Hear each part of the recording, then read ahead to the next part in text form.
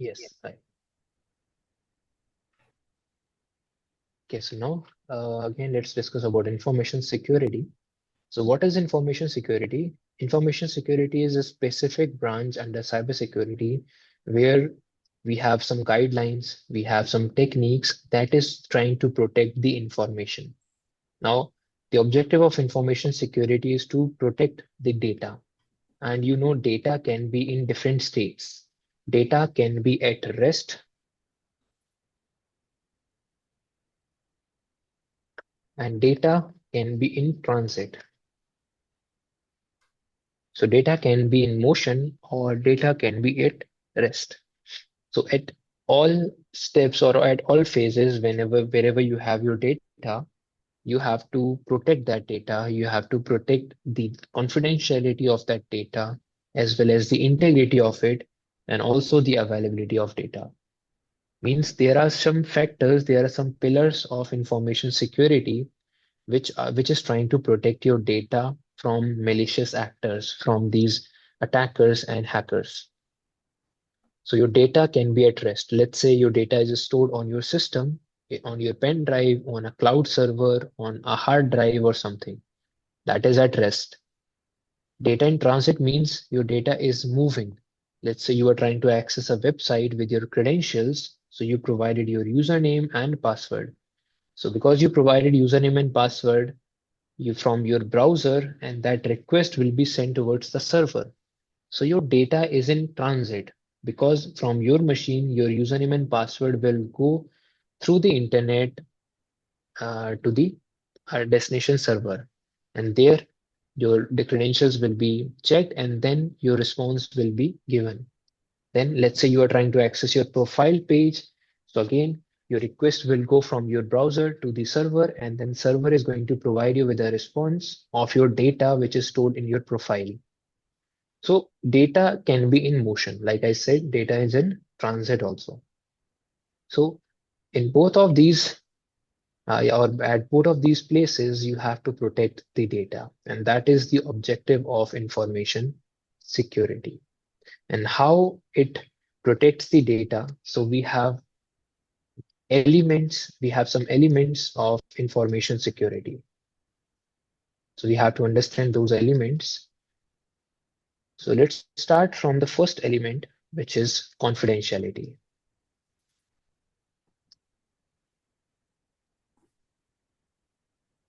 What is confidentiality? Let's understand it. So confidentiality is it's protecting your privacy. It's protecting your data from unauthorized access. So let's say if your data is stored on a hard drive or on a cloud server, or let's say you are trying to share your data from one person to another person.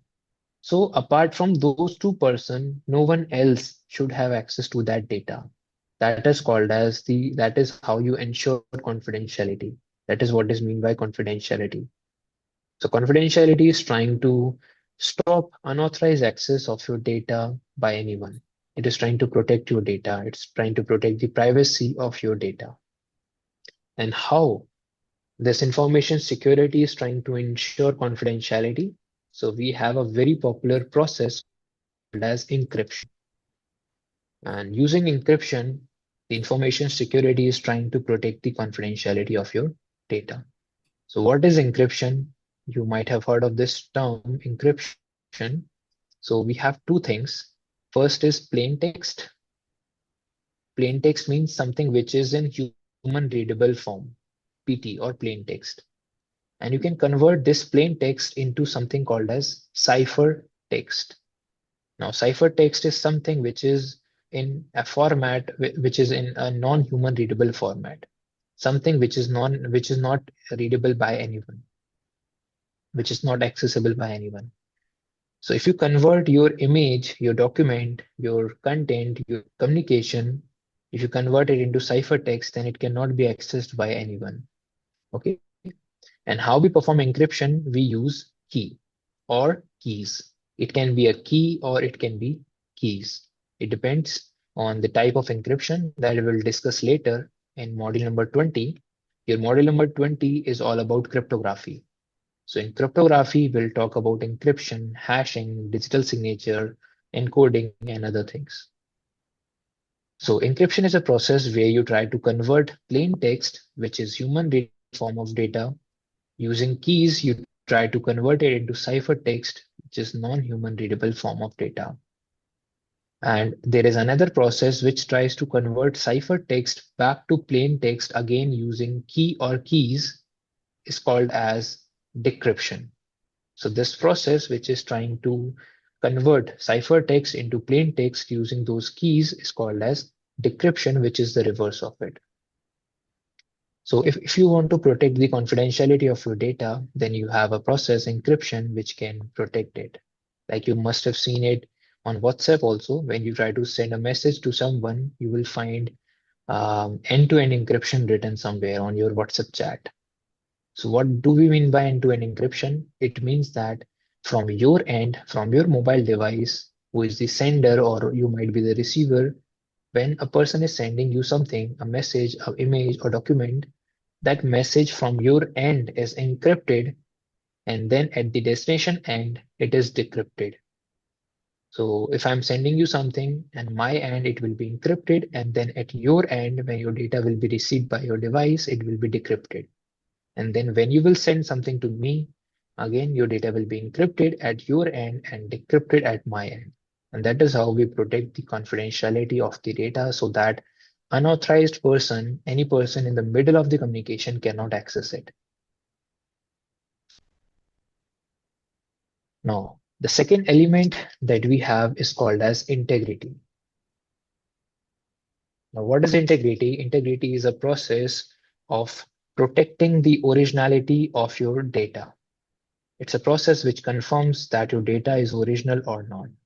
Let's say from A to B, you are trying to send a document and you want to confirm that the document is in the proper form, is original. Okay. And B wants to confirm that whatever data I received from A, whether it is the original document or not. So how the person B can confirm this thing? So in order to confirm it, you have something called as hashing. And what is hashing? So hashing is a process, Hashing. So hashing is a process where you try to generate a signature of a file or a document or a word. You try to generate a signature of it. And then when you send the document to someone, the destination person also tries to generate the signature of it. So both of you will be generating a signature and then you will be comparing it. If this hash or if the signature matches, then the data is original. It is not altered by someone in the middle. Someone from the middle has not changed it. If the hash is not equal to, then someone must have altered the data. They must have added some malicious content in this data and then send it to P so that when this person receives it, it is not the original document, it's an altered or changed document. So integrity helps you to make sure that the data is in original form. The data is the original data which the sender wants to send. It's not altered by someone in the middle. And how we can confirm it? We can confirm it using another method in cryptography called as hashing.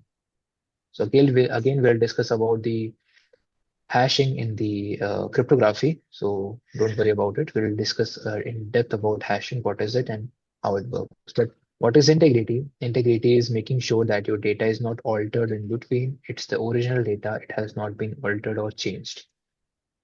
So that is the objective of information security.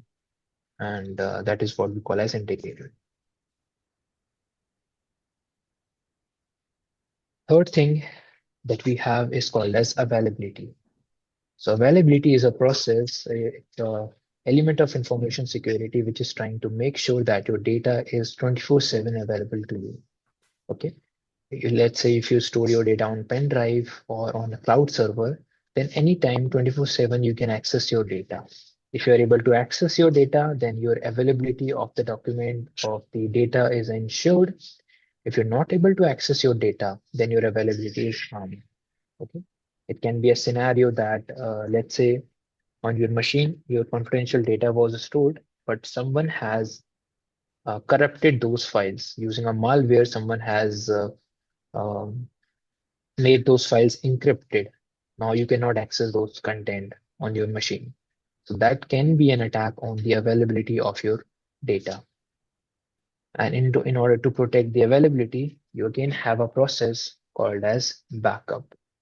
If you take regular backup of your data, then you can protect the confidentiality of it. Okay, if you are taking backup of your data, then you can always restore the backup and always you can have the access to the data. Okay, otherwise, availability can be harmed or it can be targeted by the attacker. So for making sure that your data remains 24/7 available to you, you should always take backup. Now, these three elements that we have covered, these in combined way, they are called as CIA triad. Now, this term you have to remember: CIA triad. C stands for confidentiality, integrity, and availability. And this is the objective of information security. Or information security always tries to ensure the CIA triad.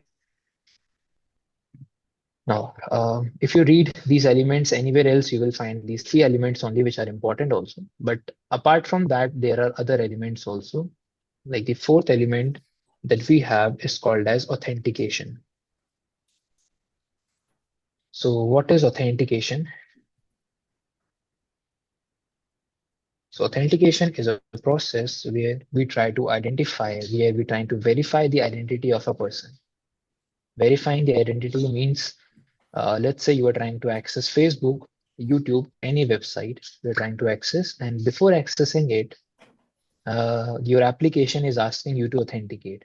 It's asking you to provide your credentials, username and password. So your username is your name, is your identity, and how you verify it, how you verify that identity, you verify it using your credentials, using your password, or using one-time password, that is your OTP. So that is a method how we try to authenticate to an application. So authentication is a process where we try to verify our identity by providing something that we know, something that we have, or something who we are. So there are three types of authentication that we have. So what are those types of authentication? Let's try to understand it. First one that we have is called as something you know. Second is something you have. And third one is something you are. So something you know is our password, is the pattern, is a pin. It can be a pin, it can be a password, it can be a pattern. Something which is in our mind, which we only know is it can be our password, can be our pin. This is how we try to authenticate to an application. Second way of authentication is to provide something that we have, which is our which is a physical object that we have. So we can have a physical card, a badge. We can have our mobile on which we might receive an OTP. We can have a laptop on which we have email access, and on that email we might receive our OTP, one-time password. So something you have can be a physical object. It can be your mobile phone, your this laptop. It can be a physical badge. It can be a security key that you have physically present with you, and using that you are trying to authenticate to an application. So that factor of authentication is called as something you have, which is a physical object that you have. Okay? So one-time password comes under something you have. And finally, something you are is biometric. So biometric means you have something within you, you have something which is there with you, which you are yourself. Let's say you are trying to authenticate to an application using your fingerprint, using your voice, using your face, using your eye or something, a specific signature that your body has. So if you're trying to authenticate to an application, to a specific functionality using something that you are, that is called as something you are as an authentication type. So we have these three methods through which I try to authenticate to an application. Okay. So if we are using any one of these methods, then it becomes one-factor authentication. If we are using any two of these methods, then it becomes two-factor authentication. And if we are using all three of them, then it will become multi-factor authentication. So multi-factor authentication can have 2FA also, can have 3FA also. It can be two-factor authentication. It can also be three-factor authentication. Okay. But overall, we can call it as multi-factor authentication. That is MFA. You might have heard of this term 2FA and MFA. So multi-factor authentication means you are using more than one ways to authenticate. And two-factor authentication is definitely using two factors to authenticate to an application. So this is again a element of information security because it's trying to protect your information from unauthorized access. Before providing access to your data, the application is trying to verify the identity of the person. That is why this is a factor of these elements. This element can be very important for protecting your information. Now, the last element that we have is called as non-repudiation. And what is it? So let's first understand what is repudiation. So repudiation is a process of it is a state where a person denies that he didn't receive anything from another person. Let's say if you're trying to share a document or a content from A to B, and the person who is sending the data, let's say he denied it. He said that I didn't send anything to you. Or the person who is trying to receive it, he has denied it that he is sending something to me. So this kind of situation is called as repudiation, where any of the party who is in the transaction, they are denying the communication. They are denying that they didn't have any transaction or communication between them.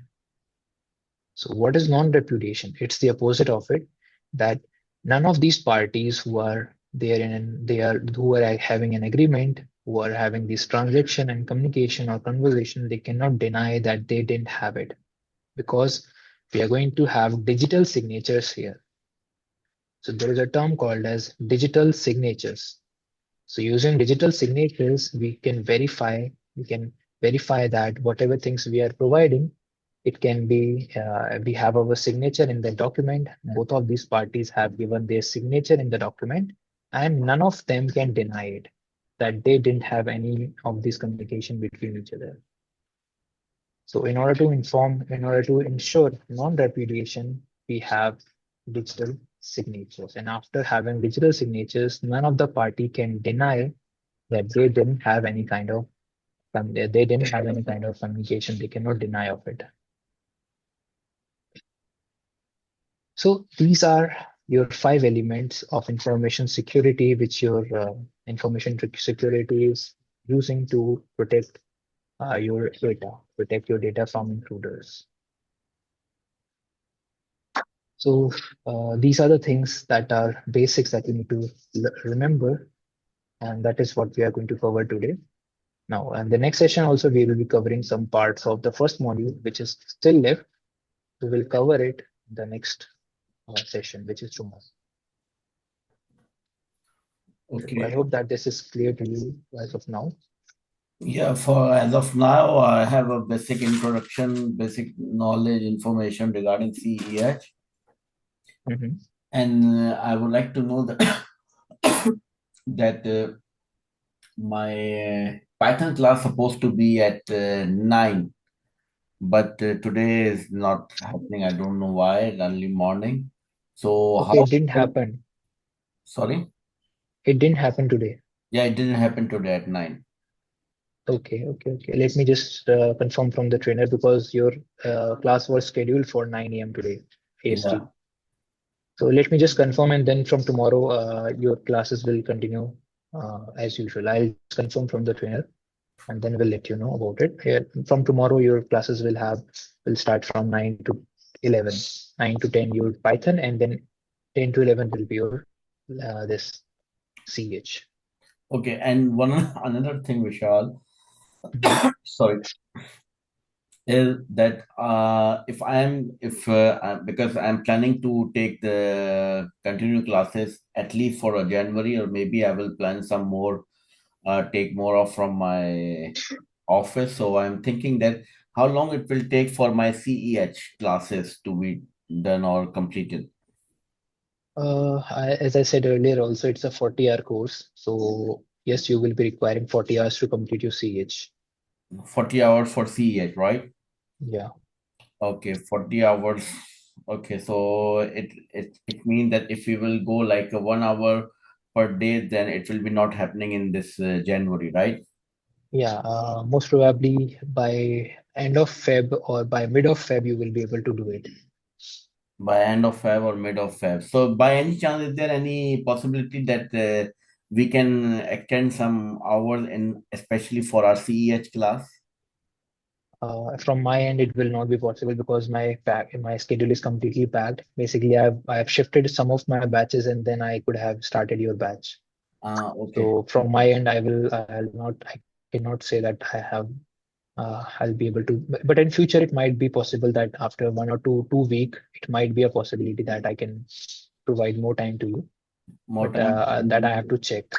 Then maybe we can finish this thing by mid of Mid February, of because Feb. I'm planning Yes. to jump into the market by, because I am now, why I'm not circulating my resume, because I don't have much information in CES. So I'm thinking that as soon as I get finish my the CES training, or I try to attend my certification exam, then I will jump into the market and start circulating Mhm. my resume. Yeah, I That's got why it. I'm asking. So I'll just let you know. Most probably after 2 weeks, I can try to increase your time. Okay. Okay, that I will definitely let you know about. Okay. Okay. Okay, so thank you very much, Vishal, for your time and everything, and I will see you tomorrow then. Okay. Please take care. Have a good day. Have a good day, man. Good Take care. night. Take care. Yeah. Good night. Bye. Good night.